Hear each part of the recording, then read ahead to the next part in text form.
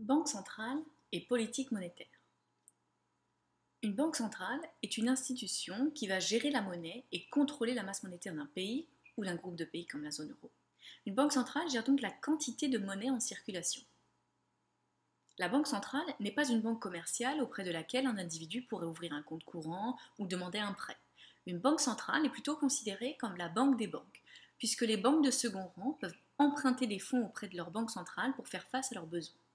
Ainsi, la Banque centrale influence les flux de monnaie et les flux de crédit dans l'économie. Les objectifs des banques centrales sont différents d'un pays à l'autre et sont énoncés dans leur statut. De nombreuses banques centrales ont cependant pour objectif principal la stabilité des prix, comme la BCE en Europe. D'autres pays ont plusieurs objectifs, notamment en termes de croissance ou d'emploi, comme le double mandat de plein emploi et de stabilité des prix de la Fed aux États-Unis. Voyons maintenant les fonctions principales d'une banque centrale. Elle est d'abord chargée de définir la politique monétaire d'un pays pour atteindre ses objectifs. La politique monétaire représente donc toutes les décisions prises par la Banque centrale dans le but d'influencer la disponibilité ainsi que le coût de l'argent dans son économie. La Banque centrale a également le monopole de fabrication de la monnaie fiduciaire, c'est-à-dire les pièces et les billets. L'une des décisions les plus importantes de la Banque centrale reste sans doute la définition des différents taux d'intérêt directeurs, ce qui a un impact direct sur les dépenses de consommation et d'investissement. Il existe plusieurs taux, comme le taux de refinancement, coût de l'emprunt sur une semaine généralement, le taux d'escompte ou taux marginal, coût de l'emprunt overnight, ou encore le taux de rémunération des dépôts. La Banque centrale est aussi chargée des opérations de change, des réserves en devises et en or.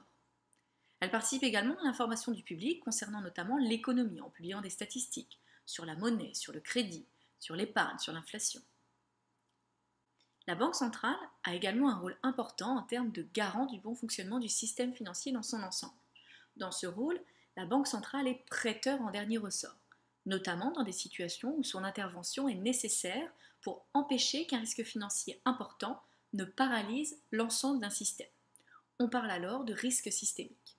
Il s'agit notamment des situations dans lesquelles une banque commerciale fait face à des problèmes de liquidité.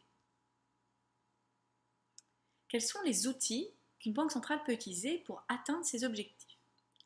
Le premier est de faire varier ses taux directeurs. En effet, toute modification se répercute sur les taux que les banques vont appliquer à leurs clients qui désirent emprunter, ce qui modifie le comportement des différents agents économiques. La Banque centrale peut aussi utiliser les opérations d'open market pour faire varier la liquidité, faire varier l'offre de monnaie en circulation.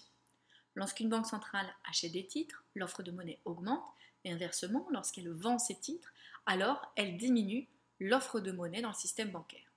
Ces opérations d'open market représentent donc toutes les opérations d'achat ou de vente ferme ou temporaire de titres par la Banque centrale sur le marché.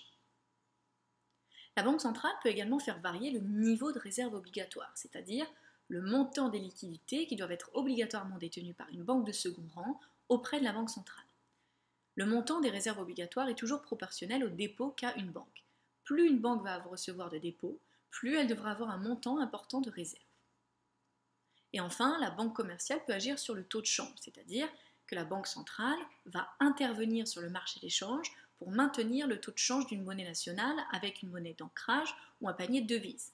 Une banque centrale va donc acheter ou vendre des devises au jour le jour pour atteindre cet objectif de taux.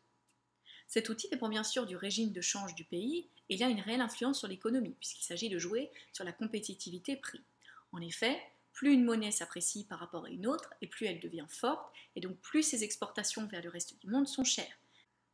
Si les exportations représentent une part importante de la croissance de ce pays, tout changement de sa monnaie agit sur ses échanges avec l'extérieur et par conséquent sur le taux de croissance de ce pays.